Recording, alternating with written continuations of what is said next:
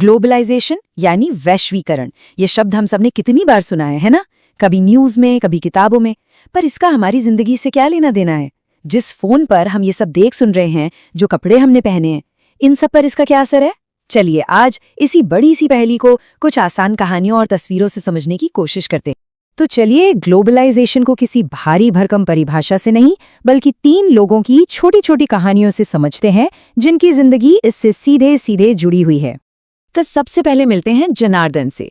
जनार्दन काम पर जाते हैं दोपहर में, लेकिन ऑफिस पहुंचते ही वो बन जाते हैं जॉन। वो पूरी रात उन कस्टमर से बात करते हैं जो हजारों किलोमीटर दूर अमेरिका में बैठे हैं और जिनके लिए उस वक्त दिन होता है। सोचिए, उनकी नौकरी, उनका नाम, यहाँ तक कि उनकी छुट्टियां, सब कुछ अमेरिकी कैलेंडर के हिसाब से तय होता है, भारत के नहीं। अब जरा रामधारी की कहानी देखिए। वो अपनी बेटी के बर्थडे के लिए एक साइकिल खरीदने बाजार गए हैं। उन्हें एक साइकिल पसंद आई जो दाम और क्वालिटी दोनों में अच्छी थी। पर मजे की बात यह है कि वो साइकिल बनी थी चीन में और बिक रही थी भारत में। कैसे दुनिया के एक कोने में बना सामान दूसरे कोने में हमारी जेब और हमारी पसंद पर असर डालता है ना? और ये है सारिका। वो अपने परिवार की पहली लड़की हैं जो कॉलेज तक पढ़ी हैं। आज उनके पास करियर बनाने के, अपने पैरों पर खड़े होने के वो मौके हैं जिनके बारे में शायद उनकी माँ या दादी ने कभी सोचा भी नहीं होगा। ये भी तो ग्लोबलाइजेशन का ही एक चेहरा है, जो नए मौके बनाता है और पुरानी सोच को बदलता है। तो जनार्दन, रामधारी और सारिका, इन तीनों की कहानियों में एक बात कॉमन है, और वो क्या है?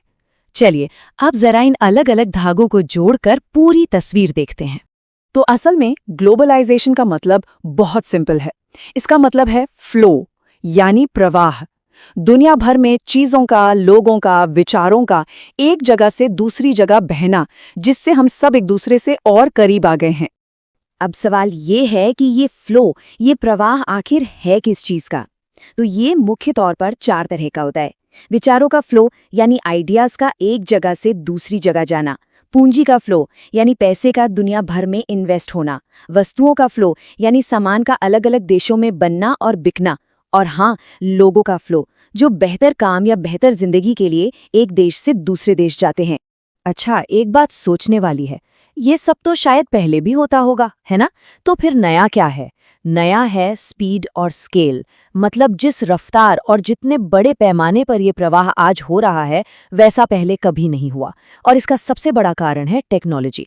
टेलीग्राफ से लेकर टेलीफोन और आज के माइक्रोचिप तक, इन सब ने दुनिया को सचमुच छोटा कर दिया है। तो हमने समझ लिया कि ग्लोबलाइजेशन क्या है और कैसे होता है। अब बात करते हैं इसके असर की। पावर और पैसे पर इसके क्या प्रभाव पड़ते हैं?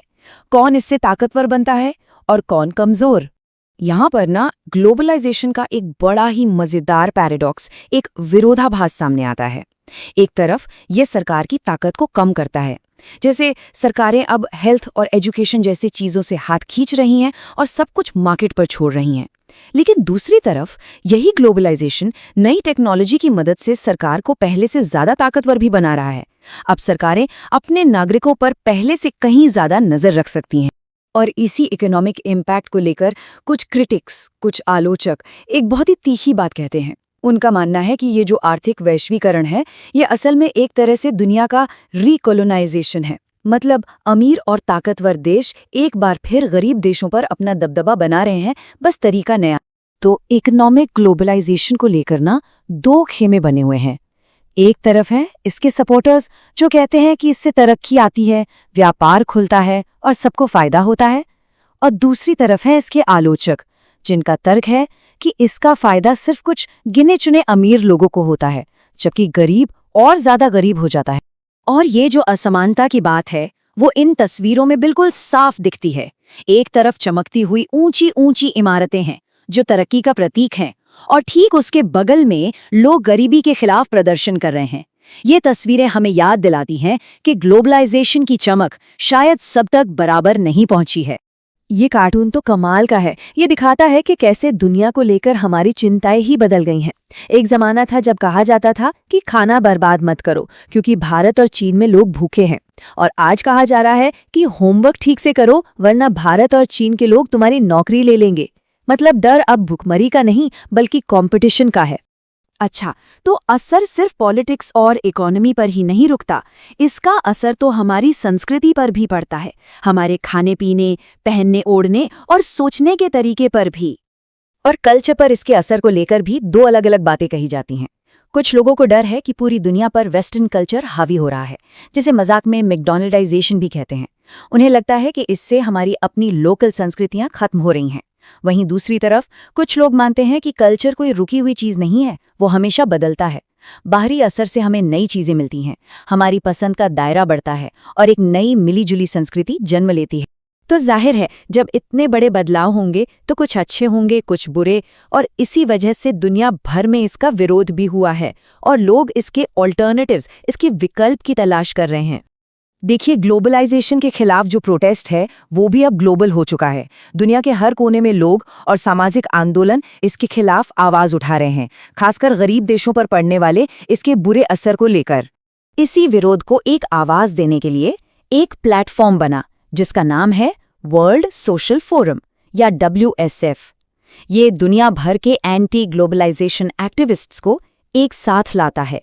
हालांकि जैसा कि हमारे सोर्सेज बताते हैं, इस मंच के अंदर भी इसके काम करने के तरीकों और इसकी फंडिंग को लेकर सवाल उठते रहते हैं। लेकिन इन सारे विरोधों और बहसों के दिल में ना एक उम्मीद है, एक विश्वास है। ये विश्वास कि दुनिया को जोड़ने का कोई और ज्यादा बेहतर और ज्यादा इंसाफ पसंद तरीका हो सकता है। और उनका नारा भी यही है, एक और दुनिया मुमकिन है। तो हमने जनार्दन की कहानी से शुरुआत की और ग्लोबल प्रोटेस्ट तक पहुंचे, लेकिन घूम फिर के सवाल तो वही है कि जब कोई सुबह उठता है, अपना फोन चेक करता है, बाजार से कोई सामान खरीदता है या अपने भविष्य के बारे में सोचता है, तो इस पूरी वैश्विक कहानी में वो खुद को कहाँ पाता है।